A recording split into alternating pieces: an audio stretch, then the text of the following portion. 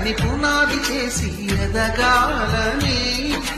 తరిమే వాళ్ళని హితులుగా తలచి ముందుకెళ్ళాలని